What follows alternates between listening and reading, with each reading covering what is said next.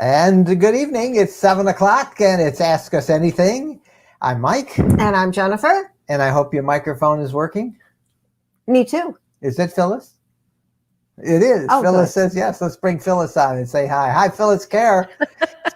She is our content manager and social media director and the chief goddess of all the gurus that the lifestyle balls juggling. You know, sure. Yes, I am the queen of juggling balls. That's exactly what I feel like today. Hey, we're excited. We're gonna actually do 2 of these tonight. Our regular Ask Us Anything for the hundreds of you who are logging on even now as we speak.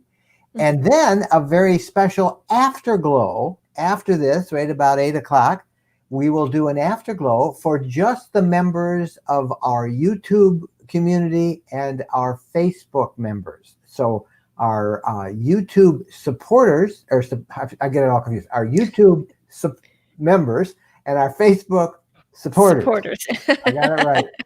And we'll put a link up so you can learn more about all that. And supporters and members, when we do that little afterglow just for you after this tonight, we might actually bring some of you on camera to talk to us.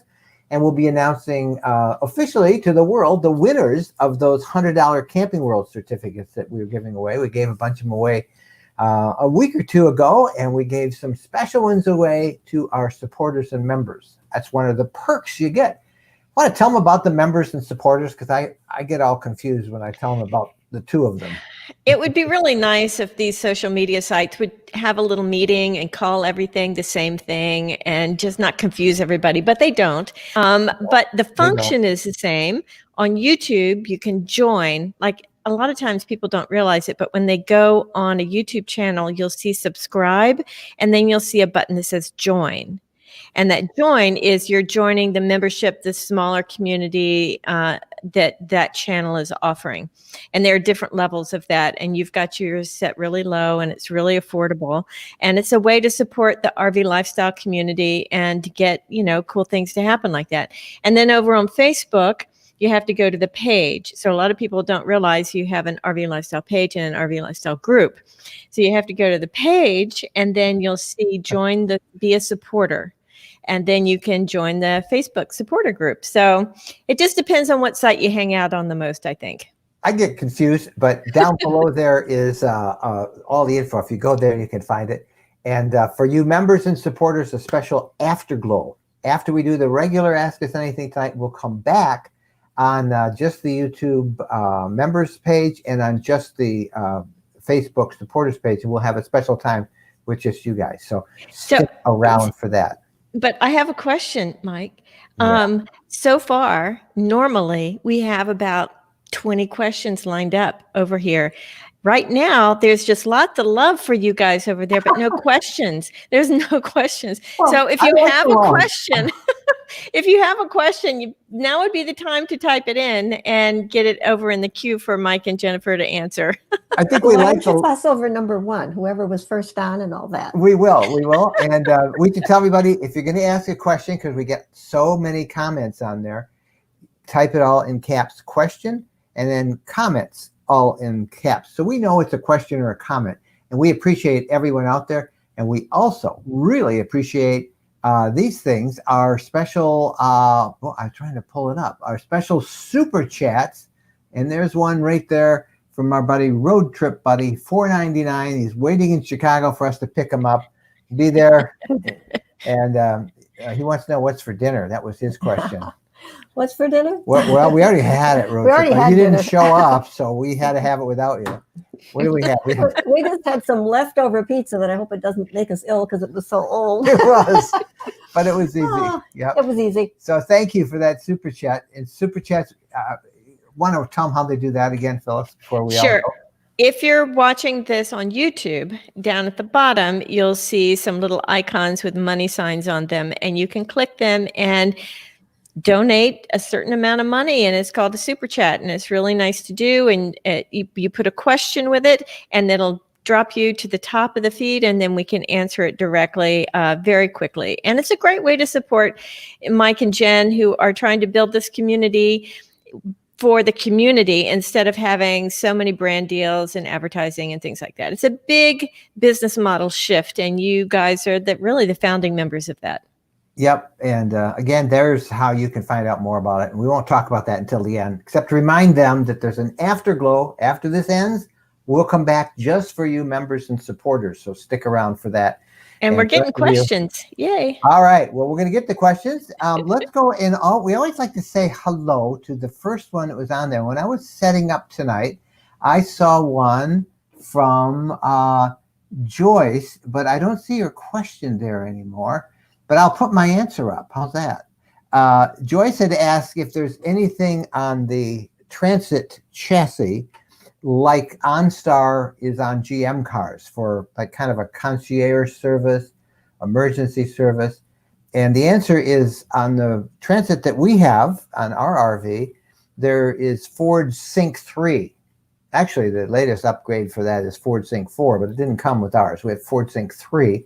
Oh, dear. Oh, dear. What are we going to do? And that doesn't have anything like OnStar, but it does have something called 911 Assist, which works through your smartphone. So they have something like that. So, but Joyce, I don't see your question up there. I answered it in text as I was setting up. So, all right. Now, let's go to the questions. Here's one from Neil Blair. Okay, your two favorite Upper Peninsula camping in the April-May timeframe. Ooh, April, May. Go early and you'll miss the mosquitoes and the black flies. Go late in May and you're probably going to meet both. And they are big and they bite. But two favorite Upper Peninsula camping. Well, one of them you just mentioned today that you wanted to go up and see. And I said it closed. The Sioux. Oh, yeah. Actually, they didn't close. They didn't close. They stayed open because they had a big freighter that was coming through loaded with taconite. And so instead of closing at midnight last night, they postponed it until the freighter got through. Now it's closed. Oh, okay. But the Sioux Locks is a really fun place to see. Yeah, what else? I mean, well, I just don't think you can beat Tequamanon Falls. If you want a giant attraction in the UP, we go to it every season of the year we visit. We just were there last week. Tequamanon Falls State Park, great camping. I like the Munising campground. Yeah, the Munising in the pictured Rocks Lakeshore, that probably is right with Tequamanon Falls of the two biggest attractions. Further west, the Porcupine Mountains. Mm-hmm. But that April-May time frame that Neil is going. And June, July, and August. Yeah, June, July, and August. June and July for sure. You're gonna get bugs and black flies, and it depends on which way the wind's blowing, how close you are to Lake Superior. But April is still cold. There'll still be snow on the ground in some places of the UP in April, but you'll have a lot more room to yourself. Yeah, we had snow when we were camping in May once, the 1st of May. We did. We were up by the Rifle River. Yes, that wasn't in the UP, but it was there. Well. All right, Keeb with a question. You can get snow. Leaving for Quartzsite soon. Not us. Nope. We skipped. We wanted to go. We wanted to go to Quartzsite, and we wanted to go to the Tampa RV show. We have two words for that are our motto from last year and this year. If we just talked about this, pivot is one word. And be fluid. And be fluid. The situation changes. So we're always very fluid and we're prepared at a moment's notice to pivot. Well, we pivoted. We've decided that with the COVID out of control in many parts of the country, particularly in Arizona, we just didn't think for us it made sense to go to. We have to drive across country. We have to drive across country. We weren't going to fly out there. We're going to drive and enjoy it. And 100,000 people, I don't think so, even with math. And we made the same determination for the Tampa RV Super Show, which just ended today. However, I do have something COVID related to report. Look at that. I got vaccinated the other day. And on Friday. And you haven't gotten yours yet. They kind of like you won the lottery. They kind of say, hey, we're just going to pick people at random in different groups. And I got chosen and I went in, and the whole thing it was very well organized, 30 minutes, start to finish, to register, get everything set, get the injection. Hospital. And then included 15 minutes of waiting to see if I was going to start to glow in the dark or grow horns or something. But I felt fine, have had no effects at all from it at all. So that's our latest news. So we did. We stayed home and you got that done. Patrick Hastings. What chemicals or soaps do you use to wash and wax your Class B+? What do you use? You are the... I'm thinking that he's talking about the exterior. Yeah. Usually you hire somebody to do it. No, we haven't done it yet on our new Ford Transit-based Wonder Usually RV. when we go to An RV show. an RV show, they have people going around washing and waxing your rigs. And that's when we usually do it. they kind of almost detail it. They do such a good job. But we just use regular car soap, and I have not waxed ours at all yet. Yes. And whatever, I don't know what you have. Jennifer's got a little bucket with car wax or car wash and wax, and we aren't particular about it. We just, whatever we use on our regular passenger cars. vehicle, we use on our RV. D. Roberts. When you're sightseeing in metro areas, how do you find parking spaces? With great difficulty. Yeah. We look for shopping parking lots where you can pull in and either back in a back spot or take two if you have to. But we look for parking lots. On the street, it's a hit and miss. It's very difficult to find the right spot, and you don't want to get hit. You want them to miss you. So we tend to use, that's pretty clever. We tend to use parking lots as often as we can.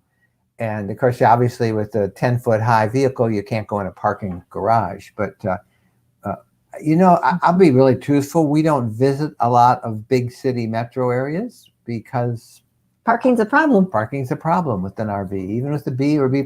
And what you do a lot of times is that at your campground, you Uber in. Yeah. Now, for example, in New Orleans, we camped at a campground, a state park in New Orleans, and actually one of our fellow campers, we were with a group of fans and supporters and part of our RV lifestyle community. One of them, we all piled in their RV and drove there. So that's one way, and we all left all ours. Then we parked in a parking lot. Someone knew about that lot. But other times, like at the Tampa show, and we just Uber in. It's so much easier. You call an Uber, a few bucks, they take you right where you want to go. You get the Uber, it takes you right back to the campground. And then like in Nashville, when we went to the Grand Ole Opry, they had a shuttle bus. Yeah, and we just left the RV at the campground. So you kind of look around like that. James Harris. If noise is not a factor, can you just run your generator to charge up your batteries? And if you can, about how long would it take to fully charge? 2 almost drained batteries. Are they AGM batteries? They'll take longer. Or are they lithium? They'll do it much quicker. But yes, if noise is not a factor, you certainly can. It will take about as long as it'll take a little less time than it would take to charge them driving. And they say if you drive for 40 minutes, they're pretty well charged. So I think if they're both dead and you want to charge them, almost drained. Yeah, I think you're going to be an hour or so before you would consider them pretty much fully charged on your generator. And that's a lot of noise. But, yeah, that really is. Jim Prestridge. Do you think this year is going to be crazy busy with reservations because people want to get out of the house? Yeah, it was the last year. Yeah. What do you think? Oh, yeah, it's going to be crazy busy. Yeah, I think it was very difficult to find in a commercial campground or state campground, state parks, national parks, campgrounds. It's always challenging to find them during peak season, but last year it was crazy. And all indications are this year, people, that pent up desire to get out there is even stronger. Yeah, so that's it's there. Cal with the question. How are your Midland radios working out? They're okay. I took the Midland business, or the little Midland one that I showed you I installed. I took that out. There was nobody on. I listened and listened. Nobody was there. So I took it out. If we have a gathering and people show up, I'll auction it off and give it to somebody. But what I have really gotten involved with, Cal, is ham radio again. I have really had fun with my amateur radio hobby. I've had that since I was a kid. And I have a number of things. I think I need to do a couple of videos on them. I shot a video when we were up at Tequamanon Falls last week, and I took my HF, which is high frequency. That's long distance. I took my low powered station up and hooked it up at the campsite in the middle of the snow, and had a ball. And I shot that and talked a little bit about it. I've got some systems for UHF, VHF that I'm using. The technology is really fun with amateur radio. And so I think I will probably do a full piece, a long video that shows what I have. And it's very easy to get an amateur radio technician license, which lets you operate UHF, VHF. There, you will find people on the air. But the Midland radio that I took, I tried it, there was nobody there. Now, we do use the Midland walkie-talkies when we're backing into a campsite. I'm wondering if it's not that hard now to get one of the smaller radios and get a license, if that isn't a better way to communicate. Ham radio? Yeah. Yes, I think it's the best way in the world, and it's a great community, and it's a lot of fun. And that's the technician class license. So I need to sit down and find the time to show you what I have and how it works, and take it out on the road and hook up the stations. And I've got part of that shot, and I will try and do that. If you all want to see that. Approximately how much money would that cost? Oh my gosh, radios. A couple $100 you can get a system. And then you can communicate regardless. Yeah. It's not like cell phones. It's probably for a good transceiver, $300-400 for a really good one with an antenna. You have to have an antenna. Billy has a question. All right. Have you been to Arcadia National Park, and how's the camping? Acadia is great. Camping is wonderful. There's some really nice campgrounds there and around Acadia. It's crowded. It's hard to get in the summertime, which is the time you want to go to Acadia. But it's a gorgeous, gorgeous national park. I love the coastline there. Yeah, we went with 2 of our kids and their families. Yeah, we loved it. And it was great. We need Good to do memories. one of our 7-day adventure guides on Maine and in that area, maybe New England and Maine. And I think we will do that. S. Quinn with a question. Okay, what are your camping plans for 2021? Pivot and be fluid. But we do have some goals. Do you want to tell them some of the things that we might want to do? Well, we always are trying to get to Texas. Yeah, we always want to get to Texas in spring. Right. For the bluebonnets. Yeah. So. And we want to do Big Bend there. Yes, we want to get there. I mean, it's been on our calendar for a couple of summers now, or a couple of springs that we want to get there. And then from there, we go up to Yellowstone. We want to see the newest White Sands National Park in New Mexico. And of course, we have Wisconsin and Ohio and Indiana that are all close to our home state of Michigan. So barring we're allowed to go from state to state, that we've got some plans to go that way. If things present themselves, we'll actually plan to take off for one trip this weekend, a short trip, 3-week trip. But if all goes well in late spring, we would maybe go to Big Bend and then go up and catch Yellowstone and offer up the Tetons Yellowstone Glacier, come back, and then do some of the stuff around Wisconsin, Minnesota. We're thinking of a 7-day adventure guide there. We're thinking of another 7-day adventure guide trip to Michigan's Lower Peninsula. We have one on the Upper Peninsula. That's done. That's already out, but we thought we would do one on the Lower Peninsula. We've had requests to that. We're thinking about doing a 7-day adventure tour of Ohio, which the more we know about Ohio, the more that is a great RV state. And nobody pays attention to that, except the people in Ohio. They know how cool of a They probably don't want their secrets out. They may pay us not to do that, but we'll see how that goes. They could. James Harris. What outdoor cooking stove or grill do you recommend? Well, the one we have is a little Coleman 2-burner grill that we bought. Well, the first one we bought 20 years ago, 15 years ago, back when we were tent camping. And then we got a new one about 8 or 9 years ago that we haul out. It's a small little propane, grill, 2 burners.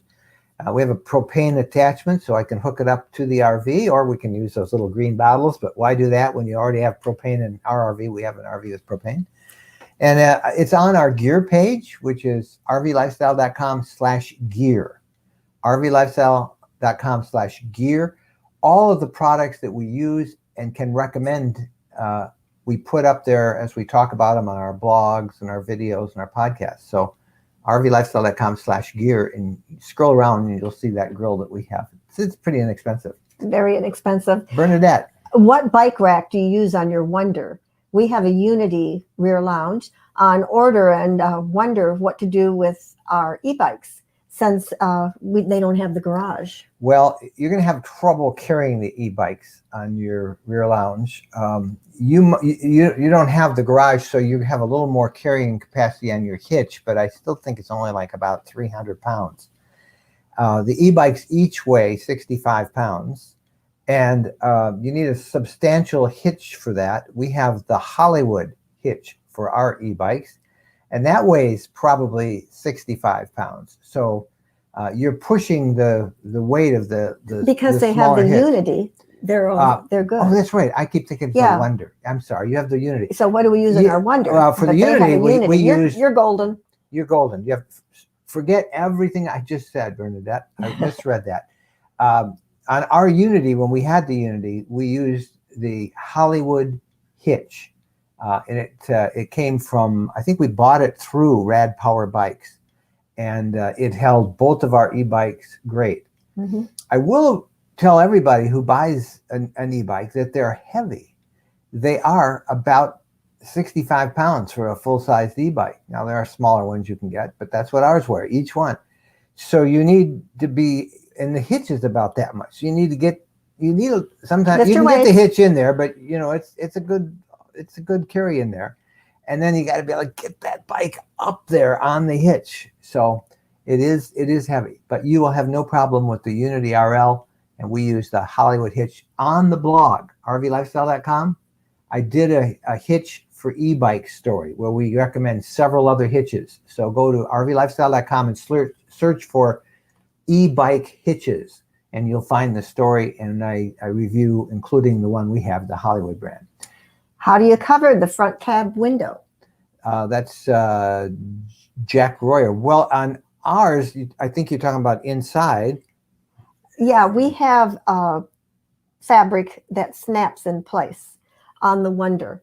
On the other leisure travel vans, they have a curtain that pulls that your visor, it hooks on the visor and magnets in the middle. Now, if you're talking outside, you can buy different covers to put on the outside. Or your lovely winter video, you put cardboard up. Yeah, just showing you how not to have your wipers. Not to get icy. Which do you like the cover that we have now? Isn't that the easiest one we've had? The snaps. Yeah. I like sometimes they're just kind of tricky to get on, and the one we have on the Wonder that we have now, it's a cloth that snaps on. Mm-hmm. And I really appreciate that they're heavy. The light doesn't come through. They're blackouts. Yeah. I really appreciate that. Yeah. Because we didn't have that with the others. They were very sheer. Lindsay Rollins, if you've gone to the Golden Isles in Georgia, we have. Georgia has so many great little islands. I'm trying to think when we were there with our son and his family. Mm-hmm. And Jekyll. Well, I don't know if Jekyll is the Golden. I think it's partially, but yeah, it's another area. It's like Ohio, people. Oh, we're going to go to Florida, but Georgia has some really great islands for just to get out there and check them out. Just search Google great parks Golden around Isles. Atlanta. Brad Roberts. Do toy haulers come in an RV package so I can have living space and haul equipment? I'll be fully retired at the end of this month and want to haul a carousel around that I've carved. What do you think? I don't know how big that carousel is. Yeah, I don't know either. That's a great big carousel, but wow, that's an interesting story. Yeah. You carved a carousel. Toy haulers do indeed have living space. It's like a small box, like a 10 by 6 area that they keep normally motorcycles or ATVs or snowmobiles in them. We're talking about an RV. Yeah, he's on a toy hauler. A toy hauler. In an RV package. Well, toy haulers. We're not talking about a motorhome. We're talking about a trailer. Yeah, but there are I think you're talking about an RV with that they call a toy hauler. Yeah, they've got the space in the back. And there's lots of room. Usually those are fifth wheels, aren't they? I've always, usually, but that they're toy haulers, you know, Mhm. and got a big ramp that you can run your stuff back and forth. Roger, What have you heard from the Florida RV show that you think you missed? not much. I had a couple notes from people who said, "Oh, we looked for you, we didn't see you." I talked to a friend of mine who is works in the industry, and said that the first day attendance was miserable. It was very cold and wet and rainy, and the second day it was just very cool. The weather was not very good there in Tampa this year. That the crowds were noticeably down, and the one thing that they said is that people were ready to buy. That usually you see at a show like that, most people are kind of like they're just there to kick the tires. But these were motivated people who had done their work. Maybe they've done it for a year, you know, they haven't been able to see anything at an RV show. And people were really there buying. They were selling right from the opening day. So many of the exhibitors were happy. So if you were a serious buyer, you missed out because it weren't the crowds, all the people everywhere. Well, for example, I know Leisure Travel Van did not send people this year.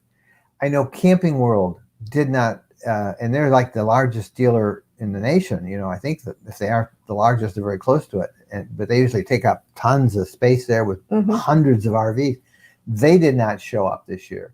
So I wonder how many dealers were there. There were quite a few, but I know that one of the things that everybody got mad at Camping World about is they had booked all the space in the vendor area because they sell all their parts and things that, you know, the accessories. And apparently they pulled out like 2 days before. Ooh. Yeah. So anyway, I did not, you know, for us to have missed one, this is probably the year that it's there. We love the Tampa RV show, but we didn't go this year. I noticed people sent me a couple of pictures of people walking around. Everybody had masks on. And I go into a store, I'm in and I'm out as quick as I can because I don't like wearing the mask. I can't stand wearing a mask. To wear a mask all day, it's not worth going. Yeah, I just can't. I don't like the mask. And you know, the other thing for us is because they don't have they usually have the first day, Tuesday is industry day, a media day where you can go in and you have some time to go in and look at the RVs and do a video on them and shoot inside. It takes us, if we're hurrying, at least 15 minutes of shooting inside. Well, when the public is touring these RVs, they get pretty mad. And so, and the dealers do too, because they're there to sell them. They don't want us doing videos. So it would have been very difficult to work, particularly with the mask for all day long. So we pivoted. There's our word again, and decided not to go. And it was safer that way for us. I think. April was a question. When you are traveling in cold weather, how do you keep your pipes from freezing? While you're on the route. Well, your pipes have antifreeze in them. April, if you have an RV and you're in cold weather and you have not winterized your RV, you are asking for major trouble, because if you have water in those pipes, they will freeze and they'll rupture the pipe if they're frozen hard enough. So as soon as the temperature starts to get down consistently to freezing at night, you need to have your RV winterized, and that means you have antifreeze in the plumbing system. And there's nothing worse than waking up in the morning, which we experienced this because we thought we had time. We didn't have to do the antifreeze. And you look and there's icicles all underneath your rig. It really scares you. It did. And we were lucky because we drove straight from that. We noticed that in Kentucky. And we were going to get them the next day. We were going to get winterized, but it dropped so cold, everything froze.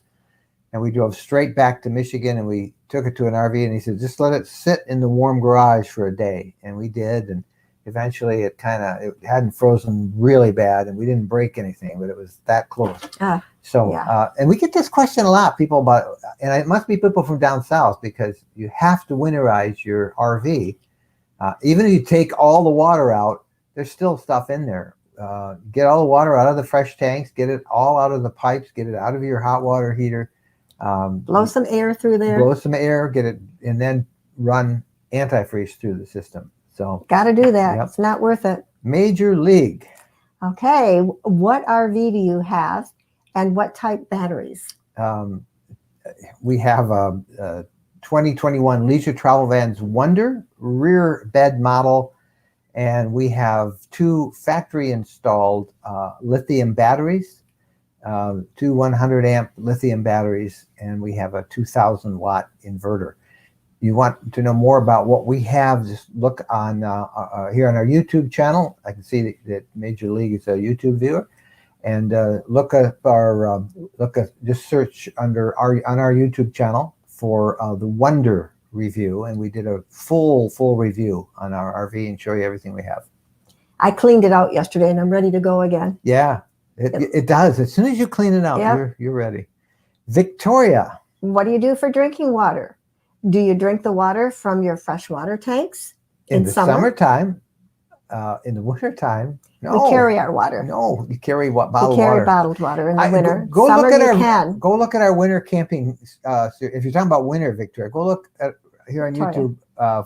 Victoria, go over on our YouTube channel, RV Lifestyle channel on YouTube, and look at our winterizing thing. We show you how to winterize, but you don't put water in your freshwater tank in the winter. Soon as it gets warm, we clean everything out, sanitize the fresh water, fill it up, and then we use that. And we can use lots of filters. Yep, lots of filters. But we still like to bring our own drinking bottled water. You've got one right there over on your desk. Jana. Our Wonder is due to come next May. Does it have an adaptive cruise that automatically slows you down when someone cuts in front of you, then speeds back up when they move on down the road? It does have adaptive cruise control. I'm not aware if it speeds you back up. I don't think it does. I think it just slows you down. Maybe it does. Once they slow me down, oh man, I get over in the other lane and hit it again. But it does have adaptive cruise control. That's probably an easy question to ask them too. Yeah, but it does. It does have it. So Terry Boyer. Okay, I'm wondering what people are doing for work.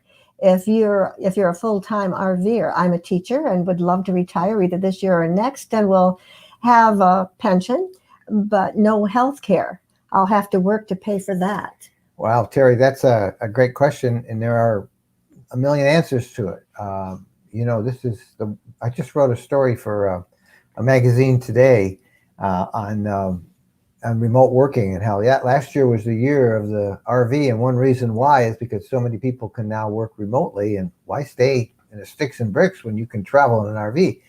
But you have to find something that your skills will allow you to do on the road. A lot of information workers, people who work with computers, graphic artists, you're a teacher, I suppose could use Zoom calls to be a tutor on the road. There are many different RV communities that are road schooling their kids, full-timers who travel with families. I can't imagine that. I could imagine that that's something you could work out in some of the big places where they gather to do some instruction. And I would check the Escapees RV Club. They are very active. There are a lot of road schoolers there. But you have to find a job. And there are a million different jobs out there, but you got to be real proactive. So start searching for jobs for RVers. I mean, there are entry-level jobs like working at an Amazon that you can do, a fulfillment center, or I think your work idea camping. of checking with Escapees, they'll give you the best advice about insurance. And also on finding work on the roads too. Chuck was in Tampa. Chuck Gunn. Tampa was fun. Put money down on a Forest River Class C. Congratulations, Chuck. See, there's a motivated buyer. I bet it was fun because there weren't massive crowds, even buying food and stand in line for a city block. I always gained 2 pounds at Tampa RV show, all the food. And they had all the entertainment? I think they did. I know when I interviewed Dave Kelly, who's their director, a couple of weeks ago on the podcast, he said that they had all the entertainment. Hey, speaking of the podcast, I'd love to hear from you. I'd love you guys to be a guest on the podcast. I don't have the number. I should just tell you. So write this down. 586 Why can't I remember my address? Okay, we'll have to figure. There it is, 586-372-6990. 586-372-6990. It says share your bucket list for 2021. But actually this week, I want to ask you, what do you want in your next RV? What are the must-have features that you really want in your next RV that you don't have now? So I would love to collect your stories on that. We want to put as many of those. We've got some that have been collected through social media. We'd love to get voicemail. That is our voicemail number. You just call and just leave a message, and I'll clean it all up if you make any mistakes or you forget something and you start it again. Don't worry, I'll make it sound good.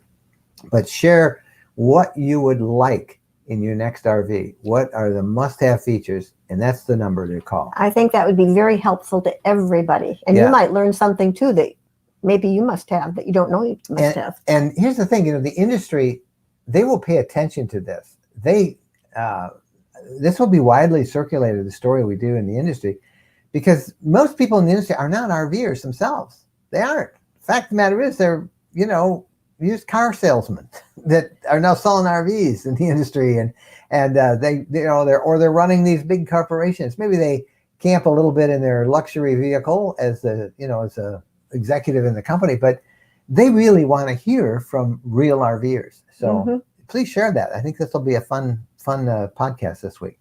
Nancy with a question. Have you used any Michigan Harvest hosts, and are any open in the winter?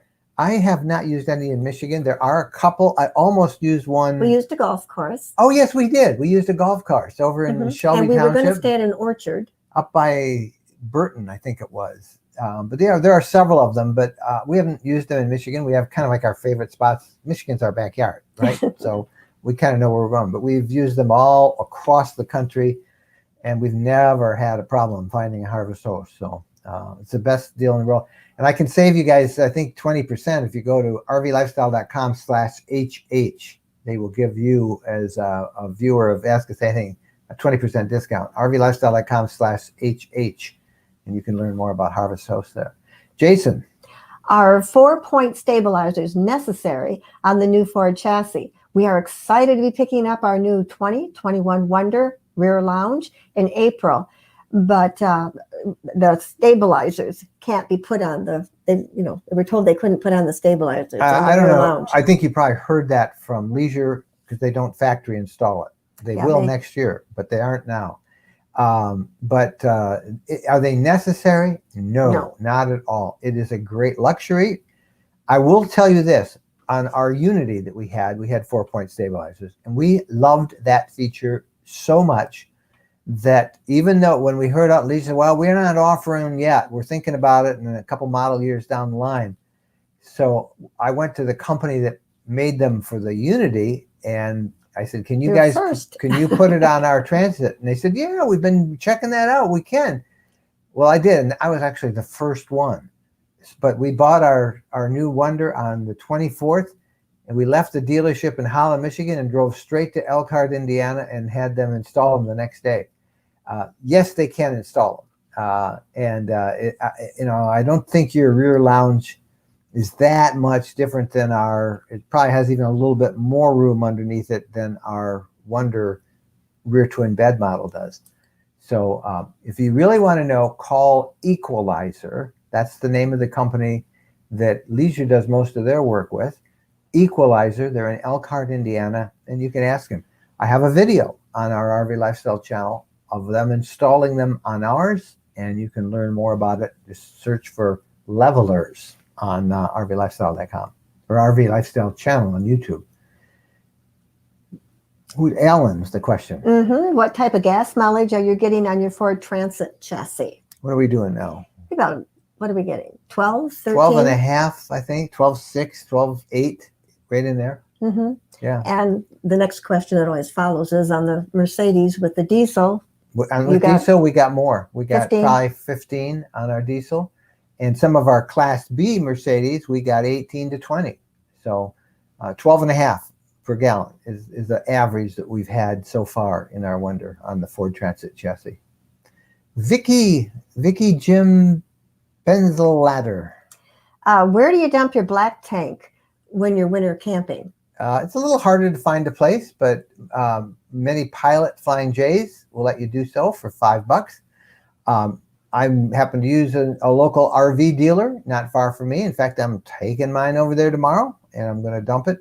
All that's in mine is a lot of antifreeze, and we used it a little bit when we were up camping for the weekend, but not a lot. I think I'm 40% full, it says, and I'm going to just take it over there. But you know, you find places. There's lots of places where there are black dumps. I believe on the blog rvlifestyle.com, I have written a blog post on how to find dump sites near you. So search that, and you can find that too.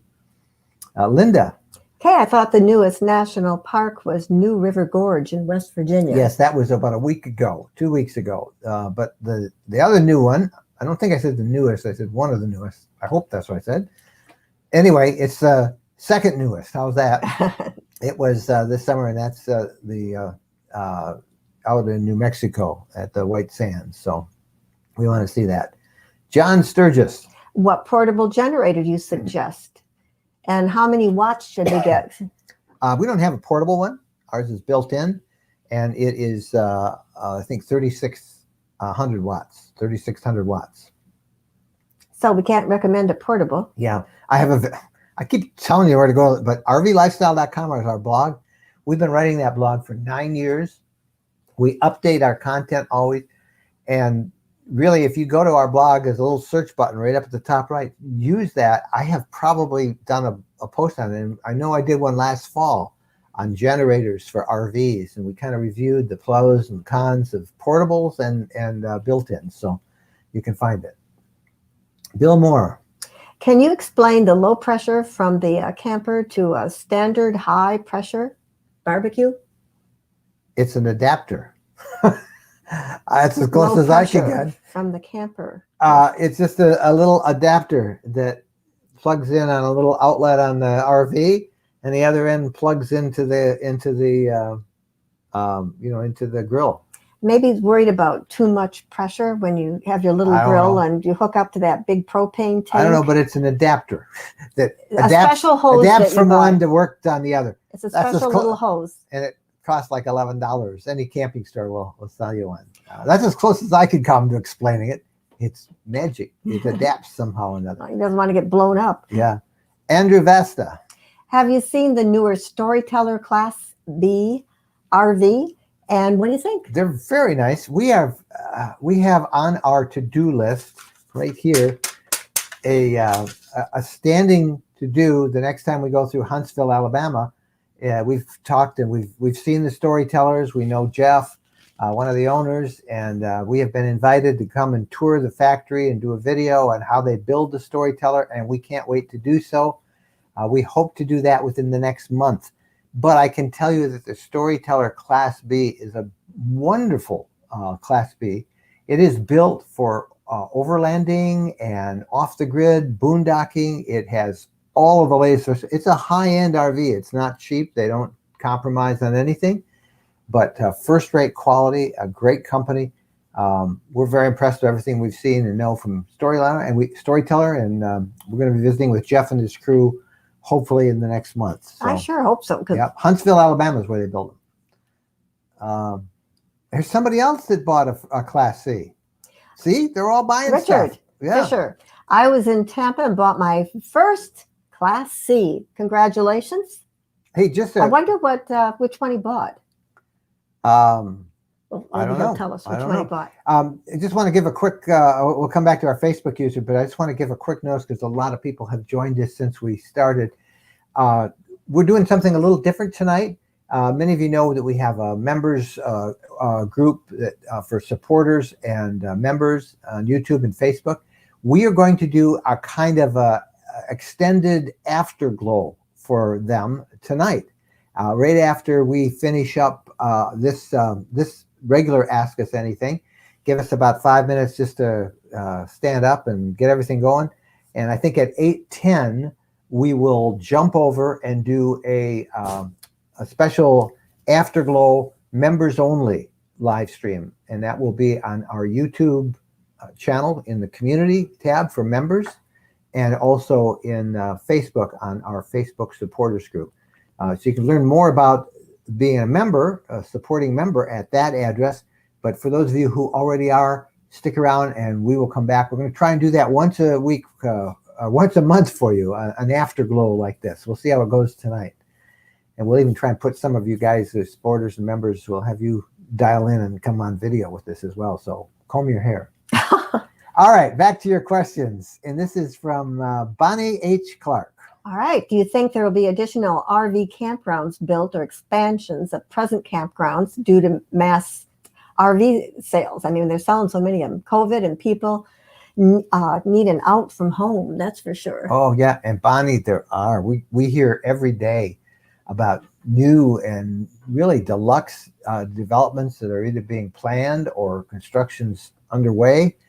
Just got invited to a big one that's, in fact, they asked us if we would be one of their consultants. And then they would give us 5 free days to camp there when they open. A big one in Austin, Texas. And we get offers, crazy offers like that all the time. Most of them we don't do those. Yeah, whatever happened to Hawaii? We were supposed to go camp in Hawaii. We still can. COVID. We still COVID. can. Yeah. Everything's COVID. But lots of new campgrounds under construction. Not nearly enough to meet the demand right now, but it's a big boom in campground. A lot of money to be made. So the developers. So maybe we should make a couple, boondocking in our front yard. yeah, we could. Yeah. Facebook user. Do you eat in or out more? And what's your favorite on the road recipe? We're eating in more due to COVID. And if possible, I like to prepare food ahead of time. I like to freeze it, take as much food with us as possible for a trip. And that was particularly important this last trip to the Upper Peninsula. Yeah, restaurants were closed, were basically closed. I mean, you couldn't buy food. We did have somebody that catered food in for group meals a couple of nights. It was really good. Place was interesting. Yeah. But, it seems like we're interested. I don't like a lot of salt in my food. And so I prefer taking my own food when we're on the road. And what kind of make-ahead meals do you like to bring? Anything that, I've got my favorite. You get so sick of chicken. I've got a lot of chicken recipes that I like to make, and I'll make that. I get sick of chicken. So I make, different recipes that I like to take that are simple. And we grill out all the time. We grill out. We learned also we'll make breakfast. If we make bacon, cook it outside the RV. Mm-hmm. It'll set off your smoke detectors and it'll stink up the RV. Hey, we got a super chat from Kevin Schapp for $10. Thank you, Kevin, for that. That is really great. I don't know if that's a super chat or if it is a sticker, but we appreciate that very much. Thank you so much for that from YouTube. You take ahead meals, and we like eating out when things are normal. We like to eat out in small towns, and it's kind of fun to get. If there's to know some the local community. food that they're known for, then you want to eat out. Like you're out west and you want a good steak, or out east and you want fish, lobster. More and more though, we're eating in. Yeah, we are eating in, and I think everybody's eating in. Yeah, but I think even regularly we're going to keep that up. Nancy. All right. My exterior storage bin locks and have ice in them, so I can't put the key in all the way to do an unlock. I'm going to try lock de-icer or heating the key, but how do you prevent this from happening? Well, try and not get moisture in there. The easiest way to do it is if you have power with your RV, all RVs have an outside 110 receptacle, and just plug a hairdryer in and zap up the locks and it'll open up. But de-icer will work. We've never had a problem with that yet, but it certainly can happen when you get moisture in there. Wouldn't a locksmith be kind enough to tell you? If you want to call. I don't know if that's. I think you can figure it out pretty quick. Okay, You just got to get it warm, heat the key, push it in. Uncle Dave. Have you considered writing an RV column for a newspaper? There are no newspapers. Dave, I've written for newspapers for 40 years of my media days, and there are no newspapers. There are none. There's weeklies, but no, I don't want someone else editing our stuff. and cutting it for space so they can run more ads with it. We have ads on ours. I don't on our blog, but those days are over. Those days you are wrote over. a CB column. You wrote a bicycle column when you were working at the newspaper. Whatever your hobby was, do you remember what? Do you remember when I wrote snowmobiling? I did a snowmobile column once for a publication years ago. Yeah. See, so he's done all kinds of columns. And I never even owned a snowmobile, but they needed a. But I did CB radio in the 70s. I was, I told you my ham radio. I did CB radios, and that was in like 600 newspapers. But maybe through a syndicate it would be all right. But I'm sorry to say that newspapers are there's no bang for the buck. So I haven't, and I don't think I. You love to write. I do love to write. That's why you've. Still writing. I'm writing for magazines and online publications, our own. I do new content every single day on rvlifestyle.com. Marty with a question. Okay. Do you have the macerator on your rig? If so, is it very useful? We do. We have to have it because of the garage. Yeah, we didn't know we had to have it on the Wonder, but we have it on both of them. Well, actually, we can do the other way too. The toilet, we have a double macerator actually on the Wonder. But let me just go to the macerator. We've always had it. It was always on the road trucks that we used to own. And when we bought the Unity, we had the choice of adding it as an option or going with the standard gravity. And we were very comfortable with macerators. They're very neat. They're easy to use. So when we got the Wonder, I said, I want one on the Wonder too. And the Wonder has another macerator on the toilet, on the rear bed model that we have. And that is for a design reason. And that is because the way that Wonder is laid out, it has that big garage in the back and those deep areas under the beds for storage. Well, the tank, the black tank, is actually higher than the water line. So when you flush it, it has to shoot up. And that macerator has an extra bunch of power to it on the toilet, and it shoots the waste up to the black tank. I don't know. Does that make sense? Does it make sense? Not a lot of sense to me, but anyway, we That's have as good to as have I it. can get. We have to have it. But I like the macerator. It's neater and cleaner. It's expensive. It's an option. If you're just starting off, you don't need it. And you're trying to cut corners, that's one way you could cut. David. Okay, do you have an aftermarket stereo? If so, what kind? How does it work? And he's thinking about the Halo 11 from Alpine. I bought the Halo 11 actually, and I had it in our road trek, the last road trek we had. I took out that chintzy little Mercedes radio that was stock in the, I think it was a 20, a 19, no, it was a 18. It was our last one, 18 model year road trek. And I bought that Alpine. It's a beautiful system. We got some extra speakers. In the current one, no, I don't. I'm more than happy with the stereo sound that we get in the Ford Transit. It's not as noisy.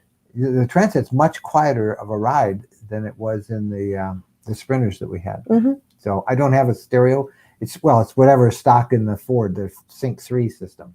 And it's good. We don't really listen mostly to podcasts and books on tape as we travel, or my ham radio, or silence. Silence is good too sometimes, but that's just us. Brad. Have you heard any reports on the solar generators? I haven't. I know that they're kind of out there, but I think it's like Starlink, the satellite internet system.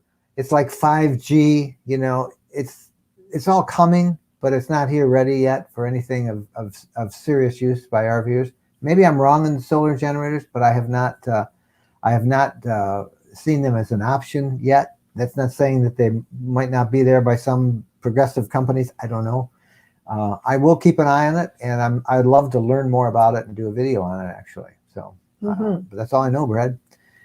Kieran. Okay, they were at the Tampa RV Another show Class C sold. And bought our first RV, the 29-foot Class C, the Thor Guardroom, King Bed. The Quantum, the Ford Tour Quantum. Theater seating, washer, dryer, 3 TVs. We are so excited and overwhelmed. And wow, that really is. They had an old one, but 78. No. What am I reading here? She said they're old, Oh. 78 and 69, Oh, they're but not young at old. heart. No, you're not old at all. You know, that Ford, that Thor Quantum is really a neat looking Class C. We have a friend who works for Thor now, and Chad Neff is his name. And I have a call into Chad, and we've missed connections a couple times. We want to go down to Elkhart and tour the factory. And I'd love to see how the Thor Quantum is built, and we may indeed do that. That is a great unit. Washer and dryer in a Class C. Wow. Now it's it's 29 feet instead of 25, which is what our Class C. B plus is what ours technically. It's a C, but It's a C, but they call it a B plus. So it's a pretty big size Class C. But a washer and dryer, wow, king bed, theater seating, 3 TVs. We don't need the TVs, but anyway, would like to see it. You guys are going to have a ball. You are the 4th or 5th person tonight that said that they have gone to the Tampa show and bought. So that's great. All right, we're running low on time. And I want to remind everybody, special afterglow, special feed for our supporters only coming up at 8:10. But let's see if we can take another question or two, and then we've reached our hour. Man, did this go fast. It went really fast. Okay, let's make this one the last one, I think, because we're right at the cutoff point. Patrick. Okay, in Central Massachusetts, new owner bought an existing campground that had been closed for some time. They are upgrading and plan to open this spring. Yeah, I think you're going to see that everywhere, Frank, because there's so many RVers in 2021. It's going to be the same. Yeah, Massachusetts, I imagine they'll be filled like crazy. Oh, okay, we got to answer KK Kayak. They are regulars, and we haven't heard from them for a few weeks, so here we go here. Okay, whatever happened to the old road track? I remember a few years ago you told us they suddenly closed their doors and went bankrupt. Then someone was going to buy them. Where the heck have you been? They've been bought and sold for a year and a half now, and they're building new RVs from the new owners. And I think they'll be a good product. Yeah, I think they just introduced like 2 or 3 new models, lower end models, which there's a big demand for. You know, with the pop tops. No, they're very much back in business. They're owned now by a French company, and they've straightened out all the scandal and the questions they had from the old company. They're gone. They're roaring along. And new models. They introduced some new models. They were shown at the Tampa show. The company wasn't there because of the travel restrictions of the Canada-U.S. border, but they had. I think that Sunshine State RVs showed the first road tracks in the U.S., the new ones, the new models. So road tracks very much there.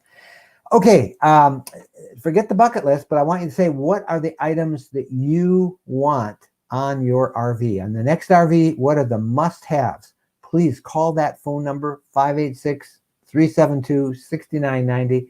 Leave us a message of what those are. We want to feature that all in our podcast coming up Tuesday.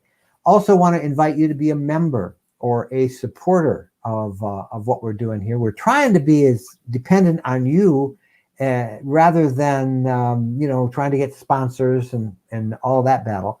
And you can learn more about it right there, rvlifestyle.com/members. I invite you to go. Please give this a thumbs up. It helps get attention from Google that people actually like it. And for you supporters and members, stay tuned. Stay right there. We're going to turn this around, and in 10 minutes, we're coming back, and we're doing an afterglow, a short version. My voice is given out, and it'll be kind of like a laid-back version. We'll answer any of your questions and just chat with you guys for a little bit. So supporters and members, stick around. New one for you, just you, coming up in 10 minutes.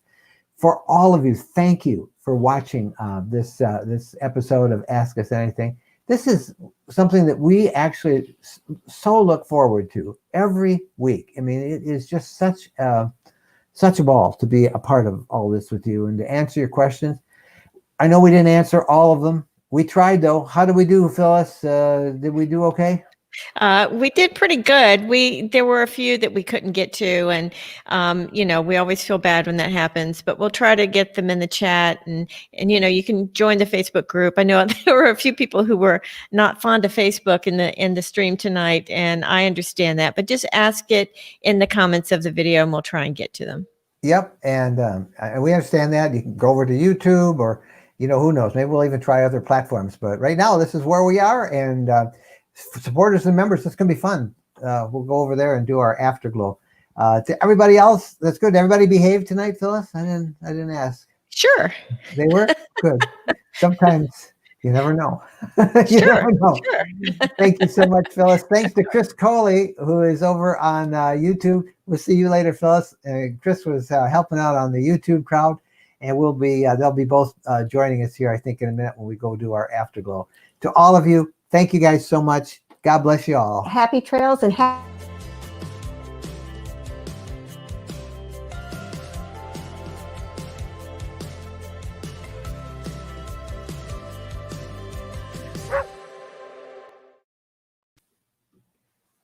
Bye-bye.